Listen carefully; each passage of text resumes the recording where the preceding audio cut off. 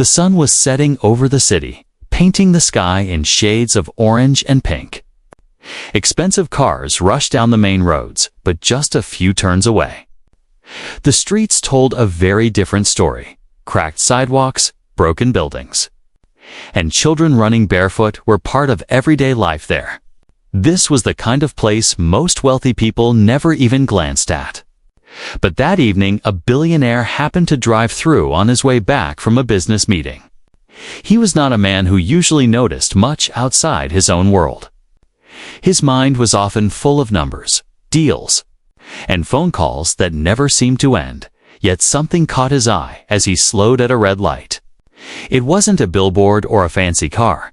It was a boy, maybe 12 years old, standing at the corner of a street with no music playing, but moving as if an entire orchestra was inside his body. The boy's clothes were ragged, his shirt had holes, his pants looked 2 sizes too big, and his shoes were torn almost to the sole. Still, he danced like he owned the world. Each step was sharp and alive. His arms sliced the air with power. His feet tapped the ground with rhythm. He spun, he jumped, he swayed. His eyes shone with a spark that even hunger and poverty could not put out. The billionaire rolled down his window without even thinking. He had seen many dancers at grand parties and high-class shows, but nothing compared to this. This was not polished or practiced for an audience. It was raw, it was real. It felt like the boy was fighting life itself with every move. Like dance was his only weapon, a few people gathered around. Clapping and smiling, some gave the boy coins. Others just watched with quiet admiration. The billionaire noticed how little he was earning. Just a handful of change for so much effort. The boy bowed quickly after finishing one routine and then started again without pause. As though stopping was never an option, the man's driver looked back at him in confusion, wondering why his boss was staring so long at a poor child, but the billionaire was lost in thought. He was not only impressed by the dance, he was struck by something deeper. There was courage in those movements, a kind of joy that didn't make sense given the boy's condition. It was as if the boy refused to let hardship steal his spirit. For a moment, the billionaire imagined his own daughter. She had been silent for so long, confined to her wheelchair. Her laughter was a memory now. Doctors had tried therapy. Specialists had suggested treatments. But nothing had reached her heart watching this boy. The billionaire felt a strange pull, he thought. If this dance could capture me like this, what might it do for her? The traffic light turned green. Cars behind honked, urging him to move. The driver was about to accelerate, but the billionaire raised his hand. "Wait," he said quietly. His eyes never left the boy. He wanted to see one more spin. One more step, and then it happened. The boy leaped into the air, landing with such force and precision that even the crowd gasped. For a second, the world seemed to pause. The billionaire felt his chest tighten. Not with sadness, but with a kind of awakening. He realized he had just witnessed something extraordinary in the most ordinary of places. The boy ended his routine with a tired smile, sweat running down his face. He bent to pick up the few coins tossed at his feet. The billionaire opened his car door, surprising his driver and the crowd alike. Rich men like him didn't step out onto these streets. But tonight he did, drawn by a force stronger than habit. Stronger than pride, he walked up to the boy, who froze mid-step, not used to anyone like this approaching him. The billionaire looked at him closely, up and down, and for the first time in many months, he felt a tiny flicker of hope. This was no ordinary encounter, and somewhere deep inside, he knew it was the beginning of something that would change all their lives forever. The billionaire returned home late that evening, but his mind was not where it usually was, normally. He would arrive with his phone still pressed to his ear, finishing a deal. or walking quickly past the grand hallway to his study where files and meetings awaited him. But that night, something felt different. He couldn't stop replaying the image of the boy dancing in the street, those ragged shoes pounding the ground, those eyes filled with fire. It was strange for him, a man who had everything money could buy, to be moved by something so raw, so ordinary. Yet it had reached inside him in a way nothing else had in years. When he entered the house, silence greeted him. The mansion was large, too large for just 3 people. He lived there with his daughter and a small team of caretakers.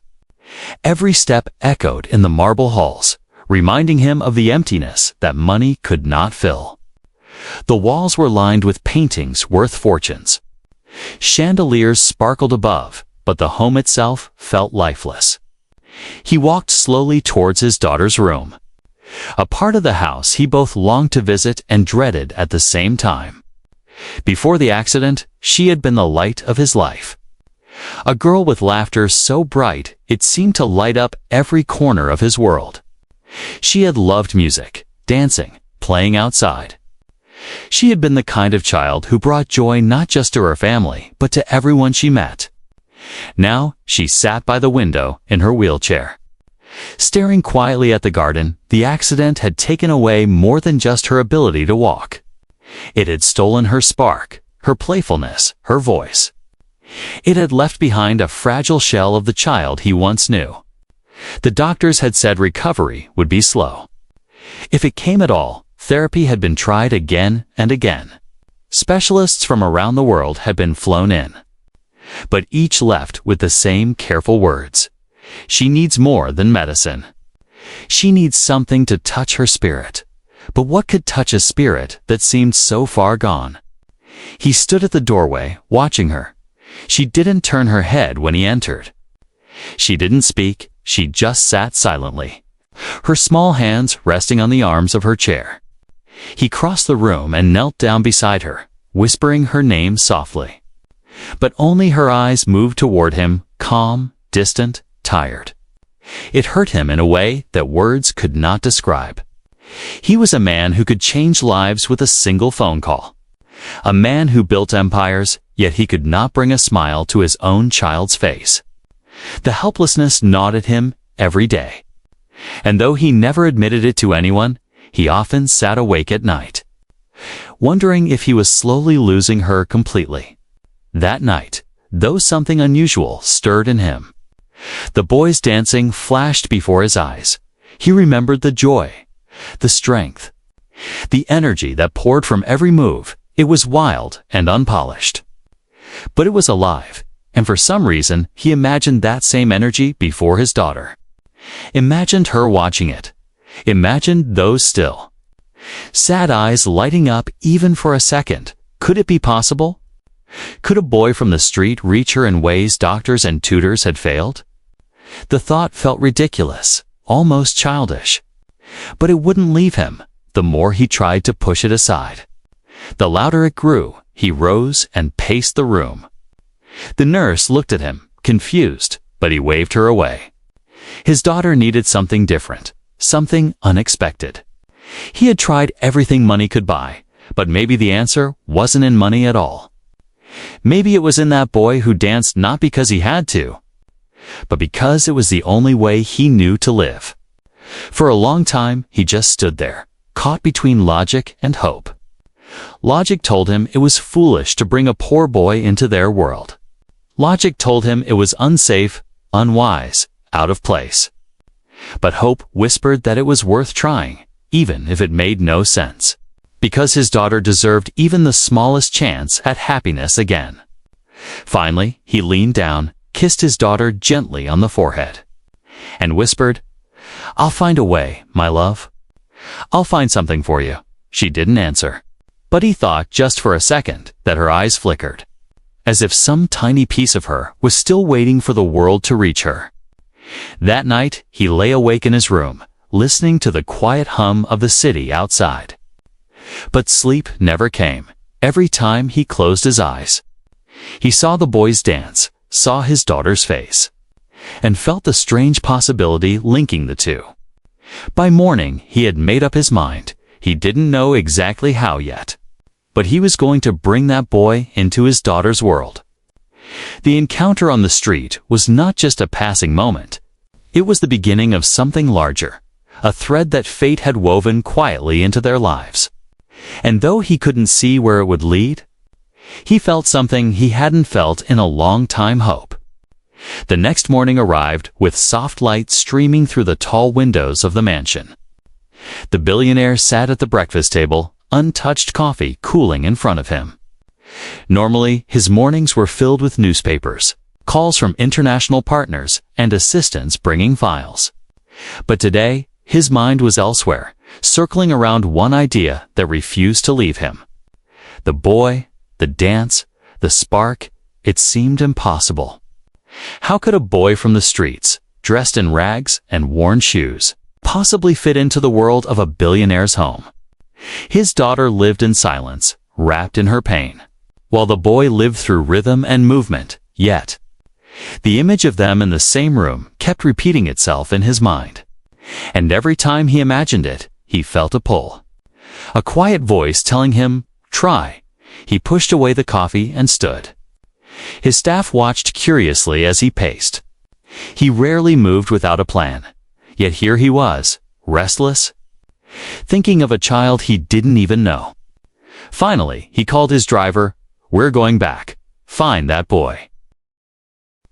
The car drove through the polished streets and then back into the broken lanes where life looked so different. The billionaire scanned each corner, his eyes sharp, searching. He didn't even know the boy's name, only his face, the way he danced, the way he made the world stop for a moment. After nearly an hour of driving, he spotted a familiar movement. In front of a cracked wall painted with faded graffiti, the boy was there again, dancing with the same fierce energy, his arms stretched wide. His feet stomped the rhythm only he could hear. A small crowd clapped in delight. Tossing coins into an old tin box, the billionaire felt his chest tighten again. It was real, not a dream from yesterday. He stepped out of the car, ignoring the whispers of surprise around him. Men in suits did not usually walk these streets. The boy froze mid-step, his body stiff with shock as the tall, well-dressed man approached him for a moment. Fear flashed in the boy's eyes. He thought perhaps he had done something wrong. Perhaps this man had come to chase him away, but the billionaire's voice was calm, even gentle. "You dance well. What is your name?" The boy blinked, uncertain. "My name is Malik," he whispered, his voice quiet but steady. "Malik." The billionaire repeated, as though testing how it sounded. "How long have you been dancing like this?" Malik shrugged. "Since I was small. I don't know. I just dance. It makes me forget everything." The billionaire studied him, saw the tiredness beneath the spark, saw the thin frame of a child who had grown up too fast. There was pain behind those bright moves. Pain and survival. Yet there was also something else, something powerful. "I want you to come with me," the billionaire said suddenly, surprising even himself with how quickly the words left his mouth. "There is someone I want you to meet." Malik stepped back, his eyes wide. The crowd murmured, curious. The boy's hands gripped the edges of his shirt nervously. "Why?" "I don't know you." The billionaire crouched slightly so his voice reached Malik alone. "I have a daughter. She has been very sad for a long time. She does not smile anymore. She does not talk. But when I saw you dance, I thought maybe, just maybe, you could help. I don't know how, but I want you to try." Malik's lips parted. He looked confused, almost suspicious, for a boy who had lived on the streets. Trust was not something given easily. People had made promises before, and promises often disappeared with the wind. Yet something in the man's eyes felt different. Not pity, not charity, but hope. "Would I get money?" "Okay," said Malik, asked cautiously. Embarrassed but honest, he had no choice but to think of survival. His mother was sick at home. His little brother needed food. "Yes," the billionaire said without hesitation. "I will make sure you are taken care of, but more than money. You may give something no one else has been able to give. You may give my daughter back a piece of her life." The boy was quiet, his heart racing. He had never been asked for something like this before. Dancing was his way of fighting hunger, of keeping his spirit alive. He had never imagined it could matter to someone else, let alone to a girl living in a mansion. The billionaire extended his hand. Waiting, the crowd hushed. Watching, Malik looked at the hand, then at the man's face. He thought of his mother coughing through the night, of his brother's empty plate. He thought of how his dancing was often ignored by most, except for a few coins. And now, here was a chance not just for money, but for something greater. Even if he didn't yet understand what. Finally, slowly, Malik reached out and placed his small hand in the billionaire's. The grip was uncertain, fragile, yet it sealed. A strange agreement between two worlds that rarely touched. The billionaire smiled faintly. For the first time in many weeks, he led the boy toward the car, while the crowd whispered stories they would tell for days. A rich man taking a street boy into his car was not something anyone expected to see. Inside the car, Malik sat stiff, staring out the window as the streets of his world melted into the polished avenues of another. His heart pounded with both fear and curiosity. What kind of girl was this? Would she even look at him? Would his dancing mean anything to her? He didn't know. But deep inside, a flicker of courage began to grow. For the billionaire, the decision felt unreal. He was not a man who made choices without charts, data, and advisors. Yet this was a leap into the unknown, guided only by a father's desperate hope. And as the car rolled closer to the mansion, he whispered to himself, "Please, let this work. Please let this boy reach her." Neither of them knew then how much their lives were about to change. But destiny had already set the stage, and the first steps of an unlikely idea had been taken. The car rolled to a gentle stop in front of the mansion. Malik pressed his forehead lightly against the window glass, staring at the towering gates and wide driveway that stretched like something from another world. He had never seen a house so large, so bright, so spotless. His whole life had been narrow streets, cracked walls, and crowded homes. And now here he was, a boy in torn shoes and faded clothes, sitting in the back seat of a luxury car with a billionaire. The driver opened the door. Malik stepped out slowly. His feet touched the smooth stone path. And for a second, he hesitated. He felt so out of place. Every step he took echoed in the silence, reminding him that this was not his world. The billionaire noticed his nervousness and placed a hand lightly on his shoulder. "Don't be afraid, just be yourself," he said softly. The heavy doors opened, and the boy was led inside. The hall was vast, shining marble beneath his feet, chandeliers glittering above. The smell of polished wood and expensive perfume filled the air. Malik's eyes darted everywhere, taking it all in. But inside, he felt small, almost invisible. The billionaire guided him toward a quiet room at the far end of the hallway. "She is here," he whispered. Malik's heartbeat quickened. He wiped his hands against his pants. Unsure what he was about to face, the room was softly lit. Sunlight streamed through sheer curtains. A young girl sat in a wheelchair by the window, her head tilted slightly to the side as she looked out at the garden. She didn't notice them come in. Her face was pale, her hands still. She looked like a statue carved out of sadness. "This is my daughter," the billionaire said quietly. His voice trembled slightly. Though he tried to hide it, Malik swallowed hard. He had imagined many things on the way here. But seeing her like this filled him with a strange mix of sorrow and responsibility.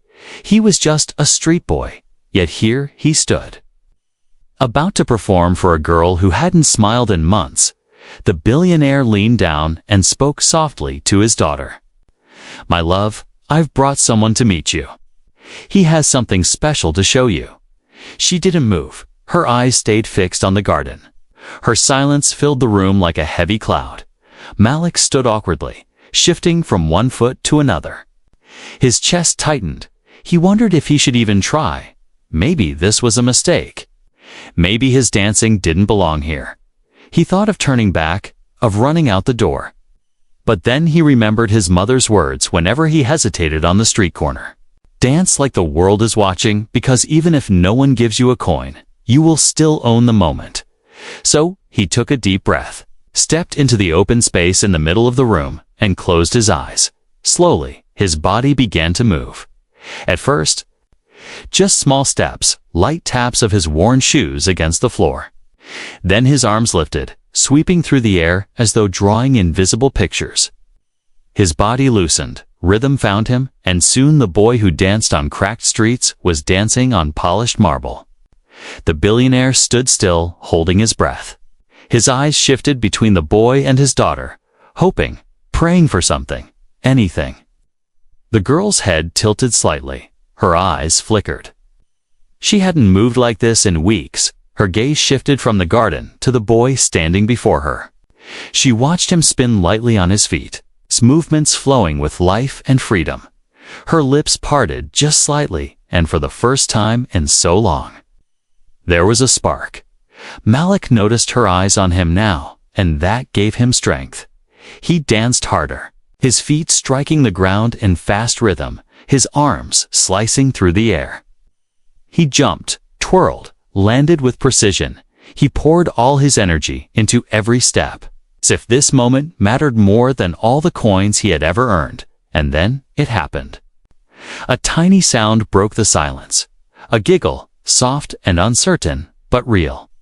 The billionaire's heart jolted in his chest. He turned quickly to his daughter. Her lips curved upward, not a full smile. But something close, something alive. Her eyes were locked on the boy. And in them was a light he hadn't seen in months. The nurse at the corner of the room gasped softly, covering her mouth. The billionaire's eyes grew wet. He didn't care if it was just a flicker, just a second. It was something. It was hope. Malik finished his routine with a small bow, panting. His face glistened with sweat, but his eyes searched the girl's face nervously. Had he done enough? Had it worked? The billionaire stepped forward, his voice breaking as he said, "Thank you. Malik, thank you." He knelt beside his daughter, brushing a tear from his cheek. "Did you see him? Did you like it?" He whispered to her. She blinked slowly, her lips still curved faintly, and though she didn't speak, her expression said more than words ever could. Malik stood frozen, his chest swelling with something he couldn't name. He had danced on streets for survival, but this felt different. He hadn't just entertained, he had reached someone. He had touched a soul hidden behind walls of pain. The billionaire stood, walked over, and placed a firm hand on the boy's shoulder. His eyes were filled with gratitude and something deeper belief. "You will come again, Malik, tomorrow and the day after. As often as it takes, for the first time." Malik allowed himself a small, proud smile. He nodded. His voice, quiet but certain, "I'll come, sir." And as he left the room that evening, the mansion no longer felt so foreign. He had stepped into a world that was not his own and left behind a piece of himself. And though he was just a boy from broken streets, he had discovered that his dance carried a power even he hadn't known before, the power to heal, to awaken, to change lives. The next morning, Malik woke up earlier than usual. The streets outside his small home were still quiet, the air heavy with the smell of damp earth after the night's drizzle. He rubbed his eyes and looked around their tiny room. His mother lay sleeping, her cough softer for now. His little brother curled beside her. Clutching a thin blanket, Malik sat up slowly, his heart beating with excitement and nervousness. He thought about the mansion, the sparkling halls, the way the billionaire's daughter had looked at him for months. People had walked past his dancing without a second glance. Some had thrown coins, some had ignored him. But yesterday, his dance had done something he'd never imagined possible. It had reached someone's soul. He washed his face with cold water from a small tin bowl and slipped on the same old clothes. His shoes were still torn, but today they felt different. He tied them tighter, whispering to himself, "You can do this again." By the time the billionaire's car arrived at the corner where Malik usually danced. He was ready. The driver opened the door and Malik stepped in. Still shy, but with a flicker of pride inside him, the ride felt less frightening this time. He knew where he was going, and for the first time, he felt he had a purpose beyond survival. At the mansion, the billionaire greeted him warmly. "She's waiting," he said simply. That word waiting struck Malik's heart. The girl, who had once stared only at her garden, was now expecting him when Malik entered her room. She was there in her chair, her eyes already turned toward the door. For a moment, neither of them spoke. He just smiled nervously, then began to dance. His movements were lighter today, filled not just with rhythm, but with joy.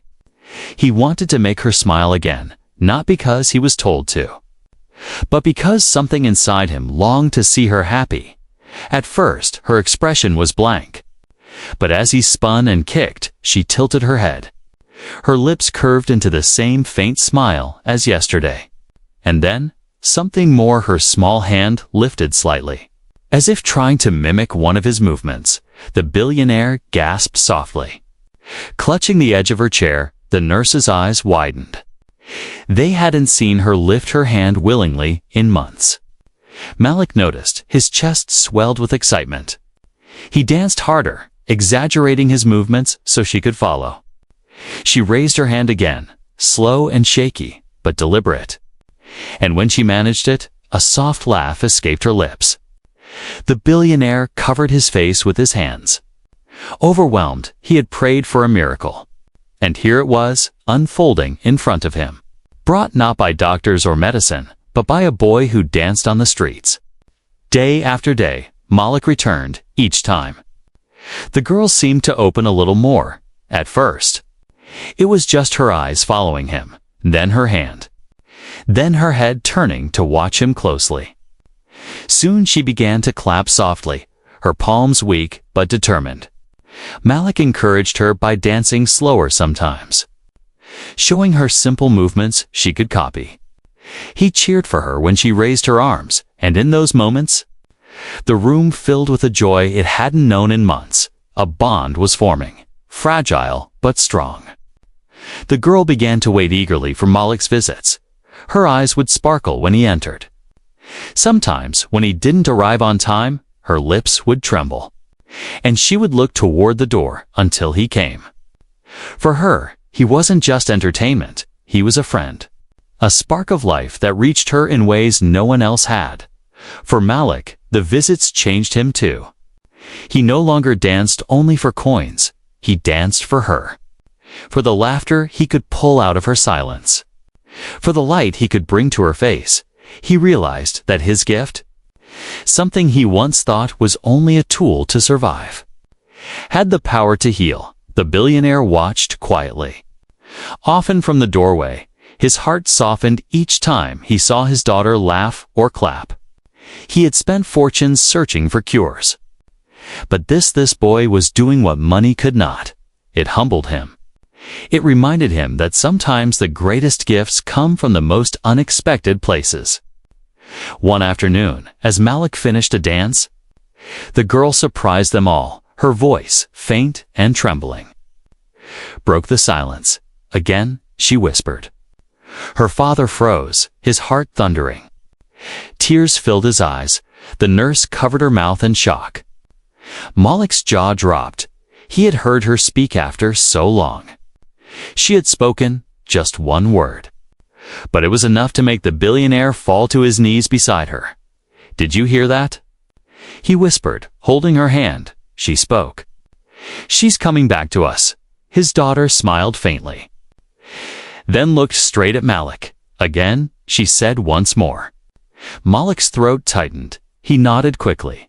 "Yes, I'll dance again," and he did, pouring every ounce of energy into the performance. His movements weren't just steps anymore. They were promises to keep coming back, to keep pulling her into the light. By the end of the day, the girl was laughing softly, her hands clapping out of rhythm. Malik was panting, drenched in sweat. But his heart was soaring. The billionaire hugged him tightly. Whispering words he rarely said to anyone. "Thank you, Malik. Thank you for giving me back my daughter," as the boy left that evening. He looked back at the mansion. It no longer seemed like a place of unreachable wealth. It was a place where he belonged now. A place where his dance mattered, and deep inside, he knew this was only the beginning of something far greater than either of them could yet imagine. Even as Malik's visits to the mansion became a daily rhythm, life outside those golden gates remained harsh. When he left the marble halls and sparkling chandeliers, he returned to cracked walls, leaking roofs, and the constant weight of hunger. The billionaire saw a talented boy, a healer through dance. But what he didn't see yet was the burden Malik carried when he stepped back into his world. Malik's mother was ill. Her cough had worsened over the months. Each night she lay weak on a thin mattress. Her breaths shallow, her body trembled from fever. And though she tried to hide her pain, Malik could see it clearly. Sometimes she whispered, "Don't worry. I'll be fine." But her voice lacked the strength to convince even herself. His younger brother, barely 7 years old, looked up to Malik with wide eyes. He followed him around, hungry but quiet, often asking only one question: "Will we eat tonight?" That question cut through Malik more deeply than any insult he had ever received on the streets. Because many nights, the answer was no. That was why Malik had danced in the streets in the first place.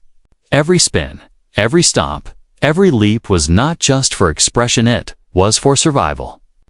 Coins tossed into his tin box meant bread. Sometimes medicine, sometimes a little milk for his brother. People saw entertainment, but behind each move was desperation. Yet Malik never let his mother see him break. When he returned home late, he would smile, pretending everything was fine. He would say, "I earned enough. Don't worry. We'll be okay," even when his stomach ached from skipping meals. He carried the weight silently, choosing to let his dance speak louder than his struggles. At the mansion, though, he found escape for those hours with the billionaire's daughter. He forgot his poverty. He forgot the damp floor he slept on, the coughs that echoed at night, the hunger that gnawed at him in her laughter. He found strength in her claps. He discovered a purpose larger than himself, and yet, when he left, the two worlds collided inside him, one of light, one of shadows, one evening. After a performance that left the girl smiling more brightly than ever, the billionaire asked Malik to sit with him. They were in the grand study, shelves lined with books, a fireplace glowing warmly. The billionaire looked at him with curiosity.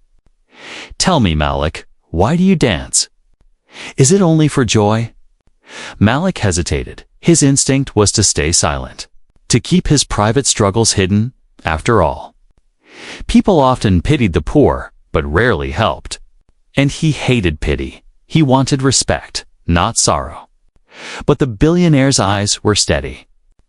Not judgmental, they carried genuine interest. Finally, Malik spoke quietly.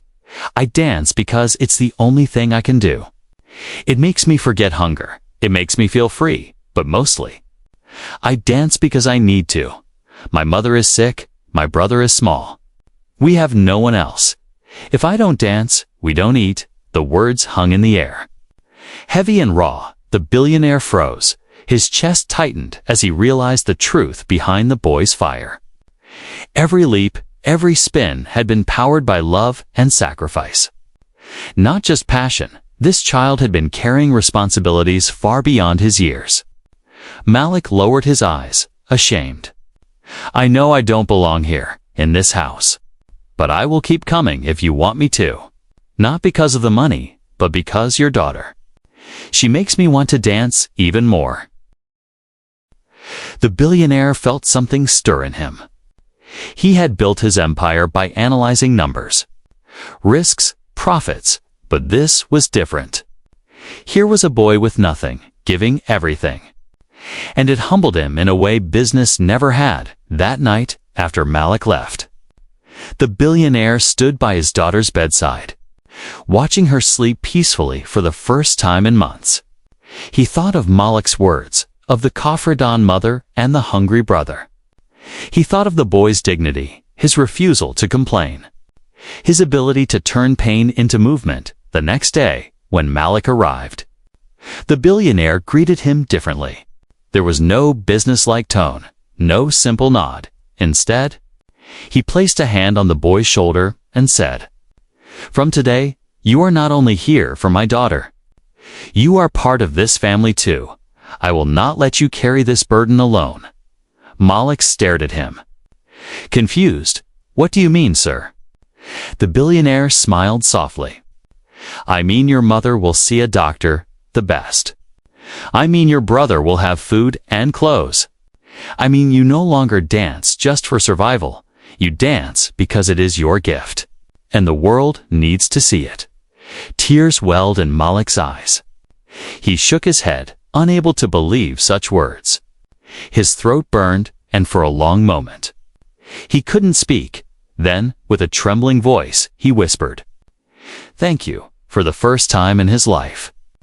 Malik felt the weight on his shoulders lift, even if just a little.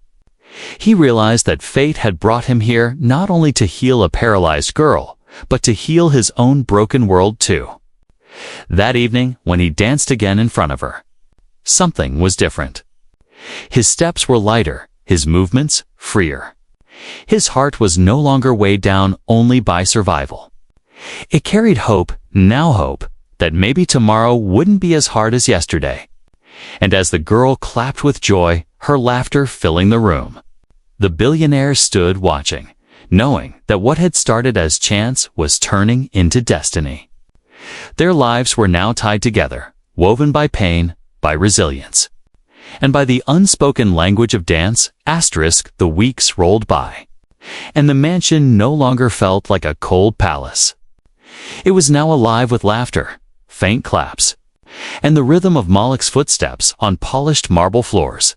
Each day the boy returned, bringing with him not only his dance, but also the warmth of resilience. The billionaire's daughter was changing. Her faint smiles had turned into small bursts of laughter, her quiet claps into playful gestures.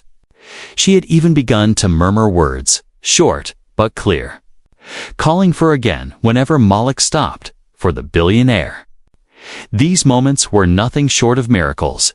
Every evening, as he watched his daughter's eyes shine with joy, he silently thanked fate for leading him to that street corner. But in his heart, he knew this was only the beginning. He had seen the hidden pain in Malik's eyes. He had listened to the boy's quiet confession about his sick mother and hungry brother. And he could not ignore it. One afternoon, after another joyful session, the billionaire asked Malik to stay behind. He led him into the grand study, the air heavy with the scent of leather and old books. Malik sat nervously on the edge of a chair, his hands fidgeting with the hem of his shirt. He wondered if perhaps he had done something wrong. But the billionaire's tone was gentle. "Malik, I have been thinking about you. About your future." Malik frowned, uncertain. "My future? I don't have one, sir. I just dance. That's all." The billionaire leaned forward, his eyes steady. "That's not all. You are more than a boy dancing for coins on the street. You have talent, Malik, a rare gift. I want the world to see it. Not just us." Malik's breath caught in his throat. His heart raced. He shook his head quickly. "No, sir, I can't. People like me. We don't belong on stages, we belong on streets." The billionaire's expression hardened, but not with anger, with determination. "Don't say that again, Malik. You belong wherever your gift takes you. Poverty does not decide your place in this world." He paused, then continued, I have spoken to a dance academy. The best in the city, they will train you, polish your raw talent, and make you into the dancer you are meant to be." Malik stared at him in shock. His lips parted, but no words came. He had never even imagined stepping foot in a place like that. He had only ever seen dancers on TV or through shop windows when televisions played music shows. He danced barefoot on cracked roads. Not in studios with mirrors and teachers. Why me? He whispered finally, "Why would you do this for me?" The billionaire's eyes softened. He looked toward the hallway where his daughter's laughter still echoed faintly. "Because you saved my daughter when no one else could. You gave her back hope. Now it is my turn to give you something back." Malik's throat tightened. He felt tears pushing against his eyes, but he blinked them away. He was not used to kindness like this for so long. He had carried his family's weight alone. To suddenly feel it lifting was almost unbearable. That very week, the billionaire kept his word. He arranged for Malik's mother to see a doctor. Proper medicines arrived at their small home. And his little brother was enrolled in a nearby school. Malik returned home each evening to find food on the table, his brother smiling with a full stomach. His mother resting easier for the first time. Their nights were not filled with fear, but with quiet relief. And then came the day Malik stepped into the dance academy. The building was tall and glassy, with wide doors and polished floors. Mirrors lined the walls inside. Lights shone bright. Dozens of students in clean uniforms practiced gracefully under the guidance of instructors. Malik froze at the entrance, clutching the strap of his worn bag. His old shoes felt heavy. His clothes felt out of place. But the billionaire's voice echoed in his memory. "You belong wherever your gift takes you." Taking a deep breath, Malik walked in. His movements at first were awkward. His steps loud compared to the polished rhythm of the others. Some students turned and whispered. Some even laughed at his ragged appearance. But when he began to dance, the room changed. His movements weren't trained, but they were alive. His spins were raw. His leaps full of fire. His eyes burned with passion. For a moment, the room stilled. Even the teachers paused to watch. They could see this boy was not ordinary. He was a spark, waiting to ignite. The instructors welcomed him, correcting his steps, guiding his rhythm. Teaching him the language of formal dance, Malik absorbed it all like dry earth drinking rain. Every correction he turned into improvement. Every challenge into fuel, he stayed late after classes, practicing until sweat drenched his shirt and his legs trembled. Meanwhile, at the mansion, the billionaire's daughter asked for Malik every day. When he returned after training, tired but glowing, he would still dance for her, showing her the new steps he learned. She clapped, laughed, and sometimes even tried to copy them. Her movements were small, shaky, but they grew stronger with each passing week. The billionaire watched this transformation in both children, the boy, who was finding his future, and the girl who was finding her will to live again. And one evening, as he sat quietly with a glass of water in his hand, he whispered to himself, "This is the turning point. This is where everything changes," because now it wasn't just about healing his daughter. It was about building a new story, one where a street boy could rise, where a broken family could breathe again, where hope, once lost, could light the path ahead for them all.